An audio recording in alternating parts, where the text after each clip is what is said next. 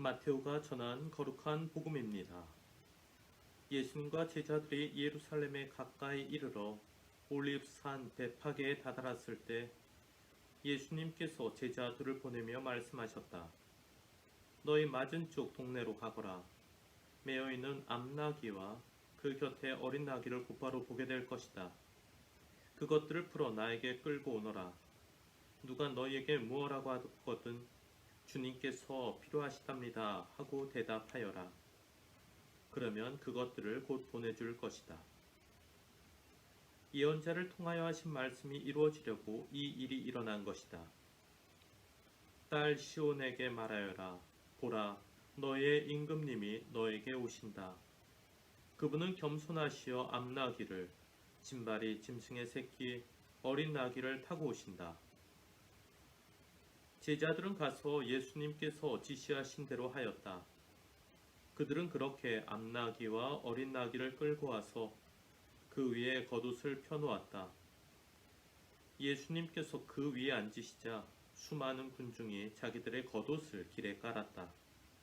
또 어떤 이들은 나뭇가지를 꺾어다가 길에 깔았다. 그리고 앞서가는 군중과 뒤따라가는 군중이 외쳤다. 다윗의 자손께 호산나. 주님의 이름으로 오시는 분은 복되시어라. 지극히 높은 곳에 호산나. 이렇게 하여 예수님께서 예루살렘에 들어가시니 온 도성이 술렁거리며 저분이 누구냐 하고 물었다. 그러자 군중이 저분은 갈릴레아 나자렛 출신 예언자 예수님이시요 하고 대답하였다. 주님의 말씀입니다. 그리스도님 찬미합니다. 찬미 예수님,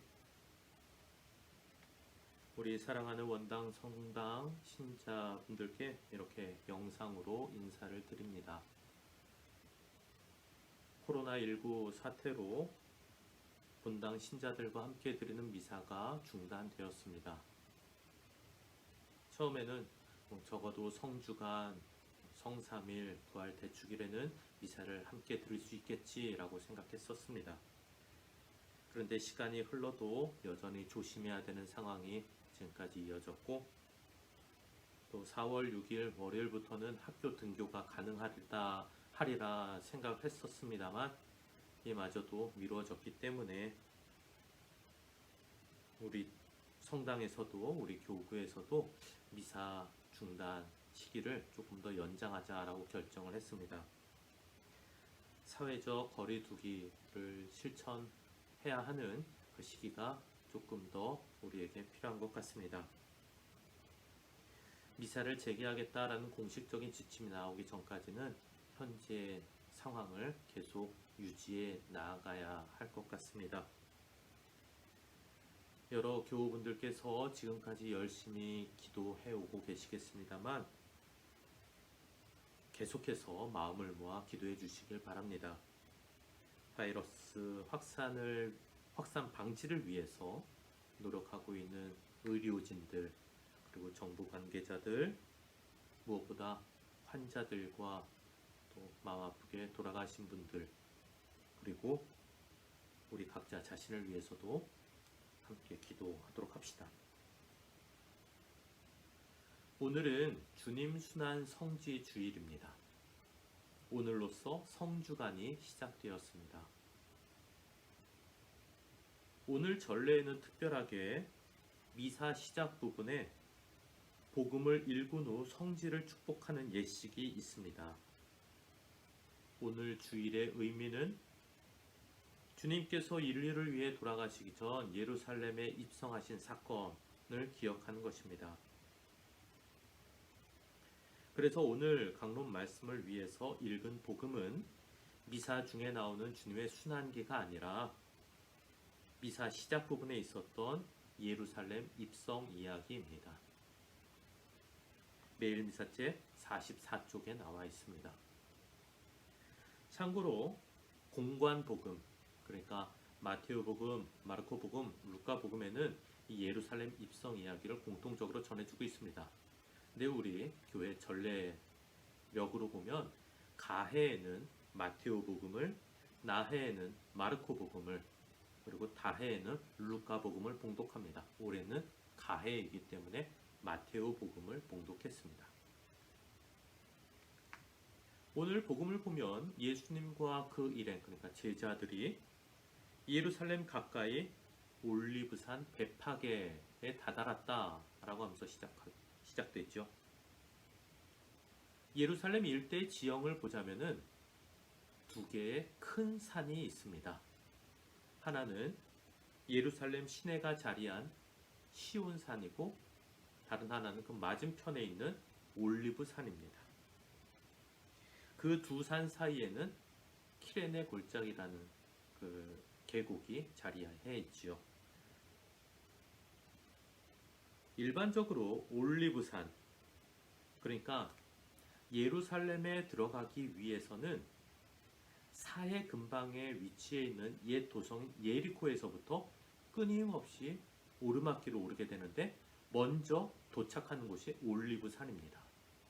그리고서 그 산을 살짝 내려갔다가 다시 산을 올라가면서 예루살렘에 도달하게 됩니다. 그래서 예루살렘에 들어가시기 전 예수님과 그 일행이 올리브산 베파게라는 마을에 다다랐다라는 것은 아주 우리가 쉽게 이해할 수 있는 대목이겠습니다. 그곳에서 주님께서는 제자들을 시켜 나귀를 얻으셨고, 그곳에 올라타신 후 예루살렘에 들어가십니다. 그러자 예루살렘 군중들이 큰 소리로 환영하면서 이렇게 외치죠. 다윗의 자손께 호산나. 주님의 이름으로 오시는 분은 복되시어라. 지극히 높은 곳에 호산나. 이 군중들이 외친 말이 무척이나 인상적입니다. 호산나라는 말이 나오는데요. 이 호산나라는 말은 누군가를 환영하면서 기쁨에 차서 외치는 구호입니다. 그리고 예수님을 부르는 호칭, 다윗의 자손이라는 말은 이스라엘 사람들이 자신들을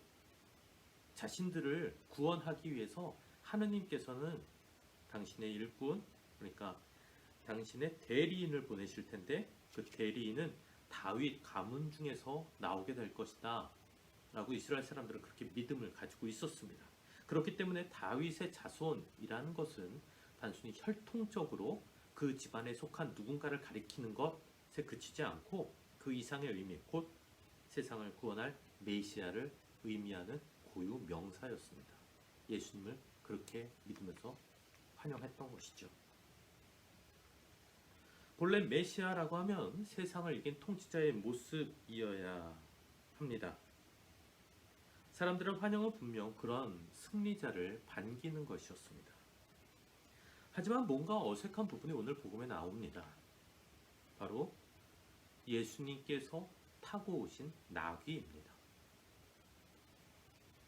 로마 제국 통치 시기에 로마 군대의 장군들, 또 황제들은 아주 특별한 말을 탔는데, 키도 크고 잘생기고 또 힘도 센 그러한 말이었습니다. 예전에 우리나라 자동차의 이름으로도 있었던 에쿠스라는 그 단어가 바로 로마의 장군, 황제가 타는 말을 가리킵니다. 장군이라면, 황제라면, 아니 그걸 뛰어넘는 메시아라면 에쿠스를 타고 있어야 하는데, 주님께서 올라타신 것은 그저 암나귀, 새끼 나귀였던 것입니다. 근데 이 역시 구약의 예언이 성취되는 모습이라고 오늘 복음은 설명해 주지요. 스가랴서 9장 9절, 그리고 이사야서 62장 11절을 인용하면서 이렇게 해설해 줍니다. 보라, 너희 임금이 너에게 오신다. 그분은 겸손하시어 암나귀를, 진바리 짐승의 새끼 어린 나귀를 타고 오신다. 에쿠스가 아닌 나귀를 타고 오신 것은 그 자체로 구약의 예언이 하나하나 성취되어 가는 것이다 라는 걸 알려준 것입니다. 예루살렘 군중들은 예수님을 아주 열렬하게 환영했습니다. 그들의 부푼 희망을 고스란히 그리고 너무도 인간적으로 주님께 투영한 것이죠. 그런데 그들 사이에서도 뭔가 개운치 못한 낌새가 분명 자리에 있었습니다. 저분이 누구냐? 하고 묻는 사람도 있었고요. 또 그에 대해 갈릴레아 나자렛 출신 예언자 예수라고 응답하는 사람도 있었습니다.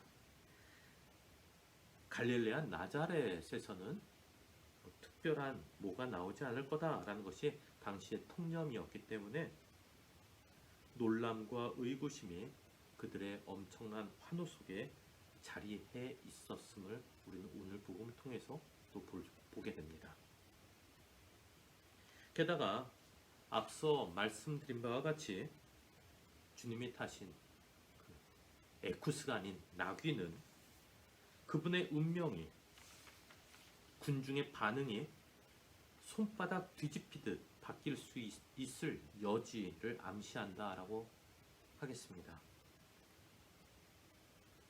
군중들은 환호성을 높이며 자신들의 겉옷을 길에 깔았고 어떤 이들은 나뭇가지를 꺾어다 길에 깔았습니다.